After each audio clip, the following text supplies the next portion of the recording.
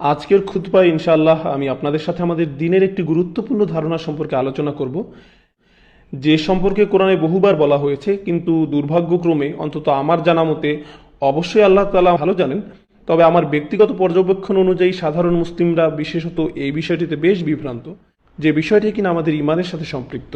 কেননা এটা আমাদের কথাবার্তায় চলে আসে এবং ব্যাপারটি নিয়ে অনেকেই কষ্ট পেয়ে থাকেন শুধুমাত্র বিষয়টি ভালোভাবে না বোঝার কারণে। আর তাই আজকের খুতবার বিষয় হলো, কেন বিপদ আপদ আসে, কেন জীবনে বিপদ ঘটে। আর আমরা যদি এই বিষয়টিকে আমাদের ইমানের অংশ হিসাবে না দেখি, তখন আমরা অনেক সময় বিপদগ্রস্ত কাউকে এমন কিছু বলে বসি যা কিনা তাকে আরো বেশি কষ্ট দেয়। উদাহরণস্বরূপ, এই তো কিছুদিন আগে আমি কথা বলছিলাম আমার দূর সম্পর্কের এক আত্মীয়ের সাথে। কথা হচ্ছিল আমাদের প্রয়াত দাদিকে নিয়ে। উনি মারা গেছেন, আল্লাহ ওনাকে রহম করুন। মারা যাওয়ার আগে উনি অনেক কষ্ট পেয়েছেন। তো আমাদের পরিবারের এক চাচাতো ভাইয়ের ধারণা হলো, ওনার এই মৃত্যু কষ্ট পাওয়ার কারণ উনি যখন অল্প বয়সের ছিলেন তখন কোনো এক চাচি বা কারো একজনের সাথে ভীষণ খারাপ ব্যবহার করতেন, আর সেজন্যই আল্লাহ ওনাকে মৃত্যুর আগে কষ্টের মধ্যে দিয়ে নিয়েছেন। তারা এসব কথা ছলেই বলে, কথায় কথায় বলে ফেলে, কিন্তু আসলে প্রথমত বিষয়টি খুবই বেদনাদায়ক। আর কাউকে নিয়ে এমন কথা বলা কতটা ন্যায়সঙ্গত যে আল্লাহ অমুককে অমুক কারণে কষ্ট দিয়েছেন, বিশেষত এমন কাউকে নিয়ে যিনি ইতিমধ্যে মারা গেছেন। সত্যি বলতে আমি খেয়াল করে দেখলাম আমাদের পারস্পরিক কথাবার্তায় আমরা অহরহই এ ধরনের কথা বলে থাকি একজন আরেকজনকে। জানো কেন তোমার এমন হচ্ছে? কারণ আল্লাহ তোমার প্রতি নারাজ। এমনকি আমি অভিভাবকদেরকেও সন্তানের সাথে এই ধরনের কথা ব্যবহার করতে দেখেছি। জানো তুমি কেন সিঁড়ি থেকে পড়ে গেলে? কারণ কালকে যে তোমাকে আমি নাস্তাটা শেষ করতে বলেছিলাম তুমি করোনি, আর এই জন্যই তুমি ব্যথা পেলে, কারণ তুমি কথা শোনোনি। এমনকি স্বামী স্ত্রীও পরস্পরকে এই ধরনের কথা ব্যবহার করে আক্রমণ করে, একজন আরেকজনকে কথা শোনায়। আর এই বিষয়গুলোই কিনা আমাদের ইমানের সাথে সংযুক্ত। তাই আমাদেরকে ঠিকমতো এবং খুব ভালোভাবে বিষয়টি বুঝতে হবে। তো আমি যখন বলছি বিপদ আপদ, শুধুমাত্র ছোটখাটো বিপদের কথা বলছি না, আমি ছোট বড় সব ধরনের বিপদ আপদ নিয়েই বলছি। আবার আমি শুধু সেসব ঘটনার কথাও বলছি না যেগুলো আমাদের সাথে ব্যক্তিগতভাবে ঘটে থাকে। কারণ ব্যক্তিগতভাবে যেমন কারো আল্লাহ না করুক হয়তো কারো একটা গাড়ির দুর্ঘটনা ঘটলো, কারো হয়তো একটা দুরারোগ্য ব্যাধি হলো, কারো হয়তো প্রয়োজন পড়লো একটা অস্ত্রোপচারের, কারো হয়তো নিজ পরিবারের কাছের কেউ মারা গেল, কাউকে হয়তো শেষমেশ হাসপাতালে ভর্তি হতে হলো, অথবা কেউ চাকরি হারালো এবং অর্থকষ্টে নিপতিত হলো, অথবা কাউকে বাড়ি ছাড়তে হলো, হয়তো বন্ধক করা ছিল যেটা বাজেয়াপ্ত হয়ে গেছে, এরকম কিছু।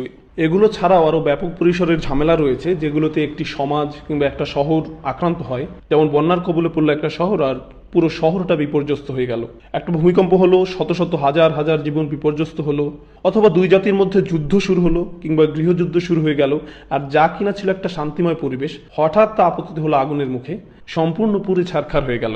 একদিন আগেও যেমন ছিল, পরের দিনে আপনি ঠিক সেই জায়গাটা চিনতে পারছেন না। কাজেই এরকম ঘটনা হতে পারে ব্যক্তিগত পর্যায়ের প্রাত্যহিক ব্যাপার, আবার হতে পারে আরো বড় পরিসরের। তো আমি শুরু করব ব্যক্তিগত পর্যায় থেকে, আর সম্ভবত এই খুতবায় আসলে এই পর্যায়টি নিয়ে কথা বলার সময় হবে। আর সেটাও বেশ গুরুত্বপূর্ণ, কারণ আমাদের নিত্য নৈমিত্তিক কথাবার্তাতেই অন্যদের কথা বাদই দিলাম, আমি মুসলমানদেরকে বলতে শুনেছি আমার নিজ কানেই, আমরা গাড়ি চালাচ্ছি, কোনো কারণে দেরি হয়ে গেছে, ব্যাস বলে ফেললাম, আল্লাহ মনে হয় আজকে আমার সাথে খারাপ মেজাজে আছেন, এজন্য ঝামেলায় ফেলেছেন। জানি না কি এমন করলাম যে আল্লাহ আমাকে বারবার বিপদে ফেলছেন। মানুষ এইভাবে আল্লাহ সুবহানাহু ওয়া তাআলাকে নিয়ে পর্যন্তও কথা বলতে পারে। আপনি নিজে সকালে তাড়াতাড়ি উঠেননি, ভুল রাস্তায় গাড়ি উঠিয়েছেন, কেননা ঠিকমতো খবর শোনেননি যে রাস্তায় দুর্ঘটনা আগেই হয়েছিল, আর এখন কিনা যা যা ঘটলো সব দোষ আল্লাহ তাআলার। এই প্রসঙ্গে বলবো, প্রথমত বিষয়টা বেশ জটিল, দ্বিতীয়ত এ ব্যাপারে কোরআনে অসংখ্য আয়াত রয়েছে, আক্ষরিক অর্থেই ডজন খানেক আয়াত রয়েছে আল মুসিবাহ এই বিষয়টির উপরেই। আল মুসিবাহ এটি আসলে কি সে আলোচনায় আসছি। আমার মনে হয় বাংলা বা উর্দু ভাষাভাষীরা আন্দাজ করে নিয়েছেন শব্দটির মানে, যে এটা এক ধরনের দুর্যোগ বা ভয়ানক কিছু ঘটে যাওয়া।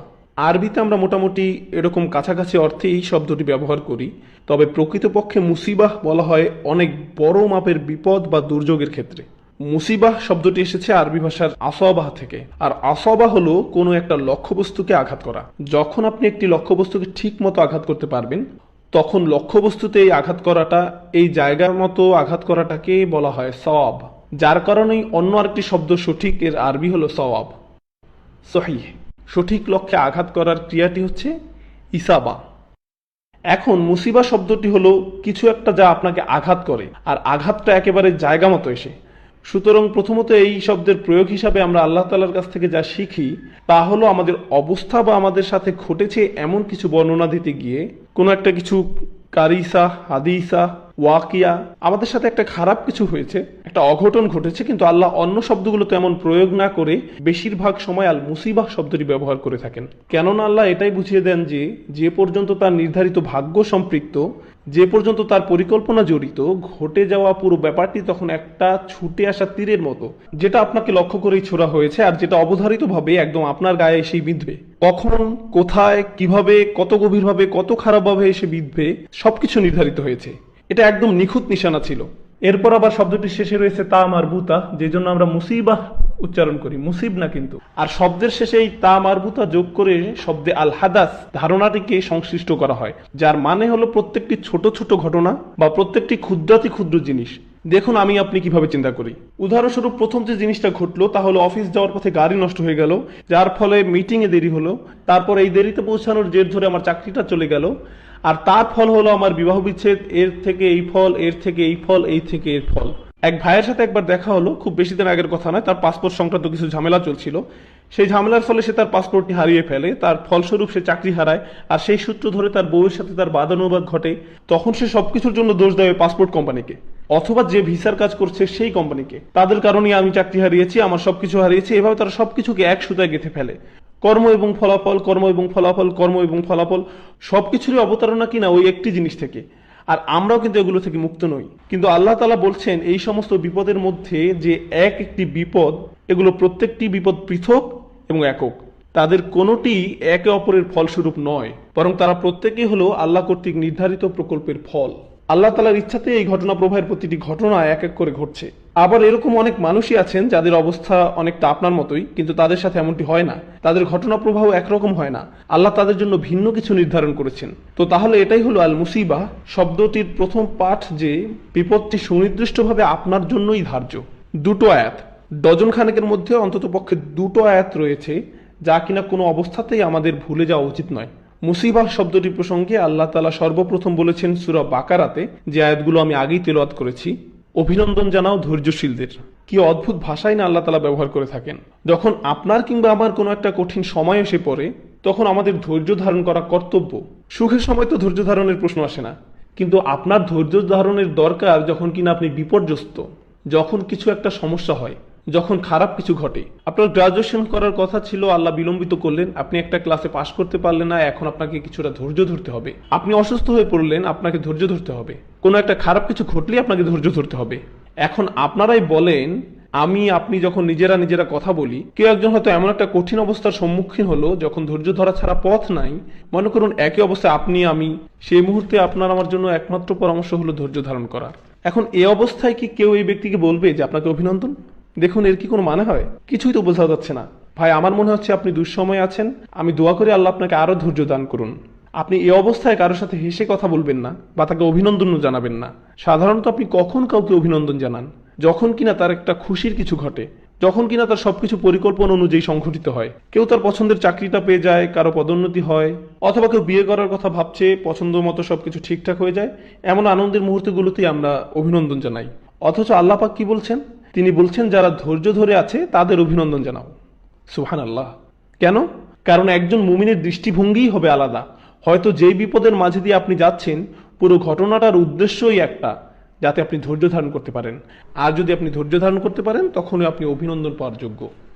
আমরা ভাবি আমাদের লক্ষ্য এই দুনিয়ার একটি বিশেষ জিনিস পাওয়া, হয়তো আমার লক্ষ্য ওই চাকরির পাওয়া অথবা কিছু বিক্রি করা, কিন্তু হয়তো আল্লাহ পাকের কাছে সত্যিকারের লক্ষ্য হলো যে আমরা ধৈর্য ধরতে শিখব। এটা আর সব লক্ষ্যের চেয়ে বড়। সুবহানাল্লাহ। আর যদি আপনি ওই লক্ষ্যে পৌঁছে যান, তাহলেই আপনি অভিনন্দন পাওয়ার যোগ্য। আমাদের মনে নানা বিষয় রয়েছে যা আমরা মনে করি বাস্তবায়ন করতে হবে, অথচ আল্লাহ পাক বলেন এর চেয়েও অনেক মূল্যবান জিনিস রয়েছে। যদি তোমরা সেই লক্ষ্য অর্জন করতে পারো, যার মূল্য ঠিক তোমরা বুঝতে পারোনি, আমি তোমাদের জানাচ্ছি সেটা কতটা মূল্যবান, সেটা অভিনন্দন পাওয়ার যোগ্য। এর মূল্য হলো এটা অভিনন্দন পাওয়ার যোগ্য। এই অভিনন্দন জানানোর পরপরই আল্লাহ পাক বলেন, আল্লাযীনা ইযা আসাবাতহুম মুসিবাতুন ক্বালু ইন্না লিল্লাহি ওয়া ইন্না ইলাইহি রাজিউন। কোন ধৈর্যশীল ব্যক্তিদের জন্য এই অভিনন্দন? যখন একটি নির্দিষ্ট বিপর্যয় তাদের আঘাত করে, যে কথাটি প্রথমেই তাদের মুখে চলে আসে, ক্বালু, তারা বলে।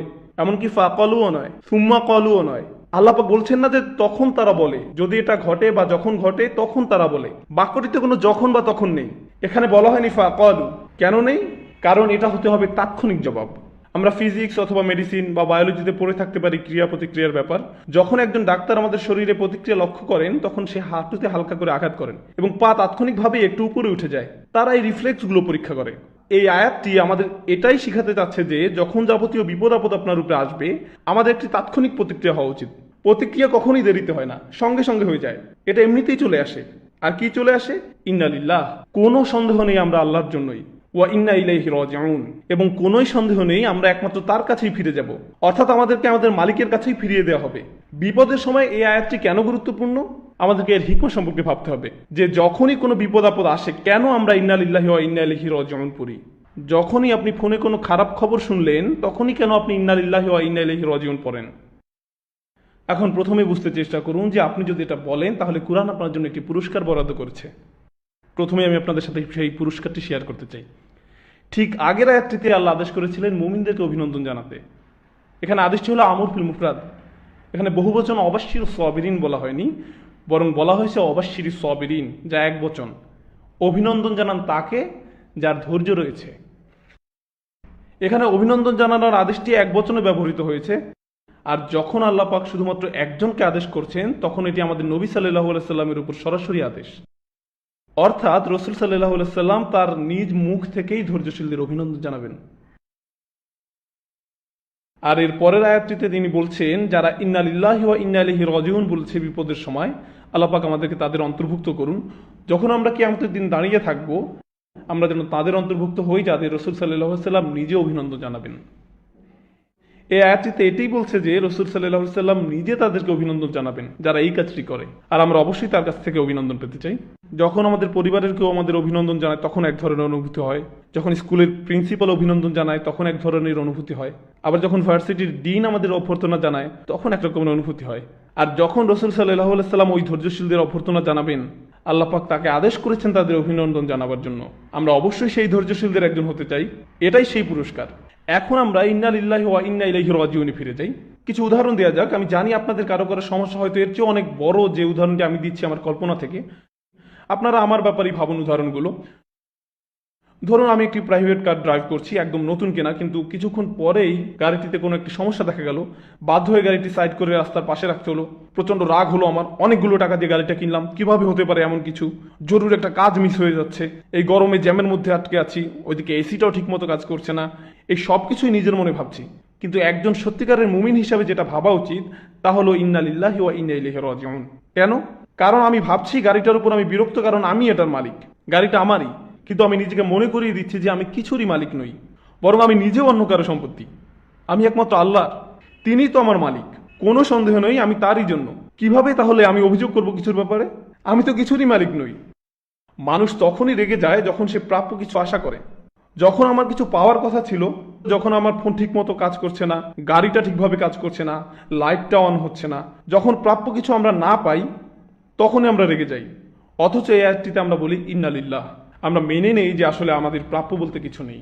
আমি তো আল্লাহরই জন্য, তিনি আমার মালিক, সবকিছু তার প্রাপ্য, আমার নয়। এটা সব কিছুকে শান্ত করে দেয়। তখন এই দুনিয়ায় আমরা যা পাই সবকিছু উপহার স্বরূপ। এমন কিছু নয় যে আমরা অর্জন করি, বরং উপহার মাত্র। আর যখন কিছু পাই না তখন বুঝতে পারি যে এটা তো আমার প্রাপ্যই নয়। আমরা আমাদের হাতকে খুব স্বাভাবিক কিছু মনে করি, আমাদের চোখকেও তেমনি স্বাভাবিক কিছু মনে করি, আমাদের নাককেও খুব স্বাভাবিক কিছু মনে করি, আমাদের জিহ্বাকে স্বাভাবিক কিছু মনে করি। আমি যে আপনাদের সামনে দাঁড়িয়ে কথা বলছি, আমি যে আপনাদের সাথে কথা বলতে পারছি, সব কিছুকে আমরা একদম স্বাভাবিক কিছু বলে মনে করি। কিন্তু এই জিহ্বার মালিক আমি নই। আমি তো কাউকে এর জন্য টাকা দেইনি, একমাত্র আল্লাহ পাকই এটির মালিক। তাই যদি কখনো তোতলামি চলে আসে, ইন্না লিল্লাহ। আর এই সমস্যাটার দ্বিতীয় অংশ, আল্লাহ পাক কিভাবে আমাদের ধর্মের সকল সমস্যার সমাধান দেন, কি জ্ঞান গর্ভ দিক নির্দেশনাই না আল্লাহ আমাদের দিয়েছেন যখন আমরা বিপদে পড়ি। দ্বিতীয় অংশ হলো ওয়া ইন্না ইলাইহি রাজিউন। কোনো সন্দেহ নেই তার কাছে আমরা ফিরে যাব। কেন এটা গুরুত্বপূর্ণ? কারণ আমি আপনি এই মুহূর্তে যে বিপদেই থাকি না কেন সেটা চিরস্থায়ী নয়। চিরস্থায়ী নয় সেটা। হোক সেটা টাকা পয়সার সমস্যা, স্বাস্থ্যগত সমস্যা, পরিবার নিয়ে সমস্যা, ইমোশনাল সমস্যা, শারীরিক সমস্যা, যেটাই হোক, কোনোটাই চিরস্থায়ী নয়। কারণ আমি আপনি আমরা নিজেরাই চিরস্থায়ী নই। যখন আমরাই স্থায়ী নই তাহলে আমাদের সমস্যাগুলো কিভাবে স্থায়ী হবে? আমরা নিজেরাই আল্লাহ পাকের কাছে ফিরে যাব। এই সমস্যাটা তো কিছুই নয়, বরং ভুলে যান এটি। কারণ আমরাই তো থাকবো না। শুধু যে ঝামেলাগুলো থাকবে না তা নয়, আমরাই থাকবো না। আমাদেরকে আল্লাহর কাছে ফিরে যেতে হবে। সবকিছু সঠিক দৃষ্টিকোণ থেকে বিচার করুন, আর তখনই আপনি বুঝতে পারবেন যে আসলে আপনার কি নিয়ে চিন্তা করা উচিত। সার্বিক দিক থেকে সবকিছু বিচার না করলে যে কোনো ভুল ব্যাপারে আপনি মনোনিবেশ করতে পারেন। আমার শিক্ষক সবসময় একটা উদাহরণ দিতেন যে যদি কোনো বিল্ডিং এর ভিতরে থাকো, যদি সেখানে আগুন লাগে, আপনি সেই দালানের ভিতরে আপনি কারোর সাথে ঝগড়া করছেন যে কোন দেয়ালে কোন রং করা যায়। আমার মনে হয় ধূসরের সাথে নীল রংটা ভালো লাগছে। জনাব, বিল্ডিং এ আগুন লেগেছে, আমাদের এখন সবার আগে পানি দরকার, আগুন নিভাতে হবে, এখান থেকে বের হতে হবে। এখানে আগের কাজ আগে করতে হবে। যখন আমরা পুরো প্রেক্ষাপট বুঝবো যে আরো বড় সমস্যা আছে, আর সেই সমস্যাটি হলো যে আমরা এখনো মেনে নেইনি আমরা আল্লাহ পাকের জন্য। হয়তো কখনো কখনো আমি আপনি সমস্যার মধ্যে যাই এই জন্যই যাতে আল্লাহ পাক আমাদের মনে করে দিতে পারেন যে আমরা সবাই আল্লাহর জন্য। হয়তো আমি আপনি কোনো বিপদের মধ্যে দিয়ে যাচ্ছি এই জন্যই যে আল্লাহ আমাদেরকে সেই পুরস্কারটি দিতে চান যে আমরা শুধু জিহ্বা দিয়ে বলবো না, আমরা মন থেকে বলবো ইন্না ইলাইহি রাজিউন। শুধু এটাই অনেক বড় এক পুরস্কার। এটা যদি আমরা মনে গেঁথে নিতে পারি তবে ধৈর্য ধরা তখন অনেক সহজ হয়ে যাবে। আর যদি আমি আপনি ধৈর্য ধরতে পারি, আল্লাহ পাক আমাদের ধৈর্যশীলদের অন্তর্ভুক্ত করুন, তবেই আমরা রাসূল সাল্লাল্লাহু আলাইহি সাল্লামের অভ্যর্থনা পাব। শেষ বাকি কয়েক মিনিটে আমি বলতে চাই, এটা ছিল দুইটা আয়াতের একটি যে ব্যাপারে আমি কথা বলতে চেয়েছিলাম। বিপদের প্রতি আমাদের প্রতিক্রিয়া হলো ইন্না লিল্লাহি ওয়া ইন্না ইলাইহি রাজিউন। কিন্তু এখন শেষ কিছু মিনিটে আমি অন্য একটা বিষয় নিয়ে কথা বলতে চাই। জীবনে যত বিপদ আসে, সমস্যা বা চ্যালেঞ্জের মুখোমুখি হতে হয় তা নিয়ে। আর সেটা হলো, কোরআনে দু ধরনের আয়াত আছে। এক ধরনের আয়াতে আল্লাহ পাক বলেন যা কিছু তোমাদের ক্ষেত্রে ঘটে, মা আসাবা মিন মুসিবাতিন ফিল আরদি ওয়ালা ফি আনফুসিকুম ইল্লা ফি কিতাবিন মিন ক্বাবলু আন নাবরাআহা। জীবনে যত রকম বিপদ হয়, যেখানেই হোক, যার উপরই হোক, এমন কোনো বিপদ নেই আকাশে মাটিতে, যেখানেই হোক, যেখানেই ঘটুক, যেটা আগে থেকে কিতাবে লেখা নেই। এটা পূর্ব নির্ধারিত, অর্থাৎ যে আল্লাহ পাকের কদর যেটা হবেই। ধরুন একজন খুব অল্প বয়সে মারা গেল, আপনি এটা বলতে পারেন না যে আহা বেচারা পুরো জীবনটা সামনে পড়েছিল। না, তার ছিল না, এরকম কিছুর অস্তিত্ব নেই। তার জীবনটা ওইটুকুই নির্ধারিত। এই দুনিয়াতে তার সময় ওইটুকুই ছিল। আমার এই দুনিয়াতে থাকার সময় নির্ধারিত, আপনার সময় নির্ধারিত। আপনি বিভিন্ন কবরস্থানে গেলে দেখবেন কারো জন্ম 1901 সালে, মারা গেল 2013 সালে। আবার এটাও দেখবেন যে কেউ জন্ম নিল 2013 সালে, আবার মারা গেল 2013 সালে। এমন কবর আপনি পাবেন। আর এটা আল্লাহ পাক আগে নির্ধারণ করে রেখেছেন যে কতটুকু সময় আমরা প্রত্যেকে এই দুনিয়াতে থাকবো। এটা নির্ধারিত। আপনি বলতে পারেন না যে আজ যদি সে বেঁচে থাকতো, না না না না না, কারণ এটা ঠিক করা ছিল আগে থেকেই। আরেকটি ব্যাপার আল্লাহ পাক বলেন মা আসাবা বিমুসিবাতিন ইল্লা বিইذনিল্লাহ। আল্লাহ পাকের অনুমতি ব্যতীত কোনো বিপদ আপদ তোমাদের উপর পড়ে না, আল্লাহর অনুমতি ব্যতীত। আল্লাহর অনুমতি ব্যতীত। আর সত্যিকার ইমানদারদের দিকে তাকান, তারা কি দারুণ কথাই না বলে, কুল লা ইউসিবানা ইল্লা মা কাতাবাল্লাহু লানা হুয়া মাওলানা। এটা অবিশ্বাস্য। বিশ্বাসীদের বলতে হলো আমাদের উপর কোনো বিপদ আপত্তি হয় না তা ব্যতীত যা আল্লাহ আমাদের জন্য লিখে রেখেছেন। তারা বলতে পারতো যে আল্লাহ পাক যা আমাদের বিপদে লিখে রেখেছেন, কারণ আমরা যখন বিপদ আপদের কথা ভাবি তখন আমরা ভাবি এগুলো আমাদের বিরুদ্ধে আসছে। কিন্তু আয়াতটি বলছে মা কাতাবাল্লাহু লানা, আমাদের জন্য যা লিখে রেখেছে, হুয়া মাওলানা, আল্লাহ আমাদের অভিভাবক। আল্লাহ বিশ্বাসীদেরকে শেখাচ্ছেন যে যখন বিপদ আপদ আসে এগুলো আমাদের বিরুদ্ধে লেখা নয়, বরং আমাদের জন্যই লেখা। আয়াতে বলা হয়েছে আমাদের জন্য। আর এভাবেই একজন বিশ্বাসীকে ভাবতে হবে বিপদ আপদ নিয়ে যে এটা তার জন্যই। পবিত্র কোরআনে আরো কিছু আয়াত আছে, একটি দুইটি নয়, কয়েকটি, যেখানে বলা হয়েছে তোমাদের উপর যাই ঘটে ফাআসাবাহুম সাইয়্যাতু মা আমিলু, সুতরাং তোমাদের মন্দ কাজের শাস্তি তোমাদের মাথায় আপতিত হয়েছে। ফামা আসাবা মিন মুসিবাতিন ফাবিমা কাসাবাত আইদিকুম ওয়া ইয়াফু আন কাসীর, তোমাদের উপর যেসব বিপদ আপদ আপতিত হয় তা তোমাদেরই কর্মের ফল। আল্লাহ পাক বলছেন এটা তোমার দোষ। কিছু আয়াতে আল্লাহ পাক এটাই বলেছেন যে এটা আল্লাহর সিদ্ধান্তের কারণে নয়, বরং তোমাদের নিজেদের কারণেই হয়েছে, এটা তোমার দোষ। এখন দুটি ব্যাপারে আমরা কিভাবে সিদ্ধান্ত আসবো যে কেন এটা হলো? প্রথম যে উপদেশটি আমি দিব যে আল্লাহ পাক কখনই বলেননি কুল, তিনি বলেননি কুল এটা তোমাদেরই দোষ, শুধুমাত্র সূরা আল ইমরানের একটি আয়াত ছাড়া, কুল হুয়া মিন ইনদি আনফুসিকুম। অন্য কথায় আমরা এটা কখনোই কাউকে বলতে পারবো না যে এইরকম কিছু তোমার সাথে হচ্ছে কারণ এটা তোমার দোষ। কেউ ক্যান্সার আক্রান্ত হয়েছে, আপনি বলতে পারবেন না তোমার কারণে হয়েছে, তুমি 5 ওয়াক্ত নামাজ পড়োনি এই জন্য ক্যান্সার হয়েছে, এটা আপনি বলতে পারবেন না। আবার অন্যদিকে ওহুদের যুদ্ধে রাসূল সাল্লাল্লাহু আলাইহি ওয়াসাল্লামকে বলা হয়েছিল তাদের বলো যে এটা তোমাদেরই ভুলের কারণে। যখন বিশ্বাস জিজ্ঞেস করলো কেন এমন হলো, কিভাবে হলো, তাদের বলো তোমাদেরই কারণে। কারণ শুধুমাত্র ওহুদের যুদ্ধের ক্ষেত্রে কি হয়েছিল? বিশ্বাসীরা জয়মুখ ছিল, তারা জিতে গিয়েছিল, তারা সুবিধাজনক অবস্থানে ছিল আর শত্রুরা পালিয়ে যাচ্ছিল। তখনই কিছু তীরন্দাজ তাদের নির্ধারিত স্থান ফেলে চলে গিয়েছিল, আর এ কারণে যুদ্ধের মোড় ঘুরে গিয়েছিল। এখন আপনারা তো আল্লাহ পাকে দোষ দিতে পারেন না, কারণ আপনারা একটি গুরুত্বপূর্ণ কাজ পালন করেননি, আপনাদের কারণেই এই ক্ষতিটা হয়েছে। এই আয়াত থেকে আমরা এটাই শিখছি যে সব কিছুতে আল্লাহ পাকের দোষ দিলে চলবে না। আপনি স্পিড লিমিট অতিক্রম করে গাড়ি চালিয়েছেন, এরপর দুর্ঘটনায় হলো, তখন আপনি বলবেন না এটা আগে থেকে নির্ধারিত ছিল, আল্লাহ পাকের ইচ্ছায় এটা হয়েছে। না না না না না, আপনি স্পিড লিমিট অতিক্রম করেছেন, আপনি উম্মাদের মতো গাড়ি চালিয়েছিলেন, তাই এটা আপনারই দোষ, আপনারই দোষ। আপনার হয়তো গাড়িতে তেল ভরার কথা ছিল, কিন্তু আপনি বললেন ঘি বা অন্য কিছু, আর আপনার গাড়ি চলছে না, তখন আপনি বললেন ইন্না লিল্লাহি ওয়া ইন্না ইলাইহি রাজিউন, আমি কি করতে পারি? না না, এটা আপনার কর্মেরই ফল, তাই আপনাকেই দায়িত্ব নিতে হবে, আপনাকেই দায়িত্ব নিতে হবে। সবকিছুতে আল্লাহ পাকের দোষ দিলে চলবে না। আপনি নিজে চাকরির জন্য আবেদন করছেন না, সারাদিন বাসায় বসে আছেন, কেন আপনি চাকরি পাচ্ছেন না? আল্লাহ পাক কেন ফেরেশতাকে আপনার কাছে অফার লেটার সহ পাঠাচ্ছেন না? আর আপনি বলছেন আল্লাহ পাক যখন চাইবে তখনই হবে, ততক্ষণ পর্যন্ত ইন্না লিল্লাহি ওয়া ইন্না ইলাইহি রাজিউন। না, কোরআনে এভাবেই ভারসাম্য রক্ষা করা হয়েছে। যখন এমন কোনো ঘটনা ঘটে যেটি আপনার নিয়ন্ত্রণের বাইরে, সেটি আল্লাহ পাকের পক্ষ থেকে। বন্যার আক্রমণ আপনার নিয়ন্ত্রণের বাইরে, গাড়ি দুর্ঘটনা আপনার নিয়ন্ত্রণের বাইরে, আপনার কোনো গুরুত্বপূর্ণ অসুস্থতা ধরা পড়লো, এটা আপনার নিয়ন্ত্রণের বাইরে। কিন্তু অসুস্থতা হওয়ার কারণ যদি হয় আপনি দিনে 4 প্যাকেট সিগারেট খান, আপনার ডাক্তার বললো যে আপনি ডায়াবেটিকের পেশেন্ট, আর আপনি আবার আপনার চিনিতে কিছুটা চা ঢেলে খান, আপনি এরকম কিছু যদি করেন তাহলে আল্লাহ পাকের দোষ করতে পারবেন না।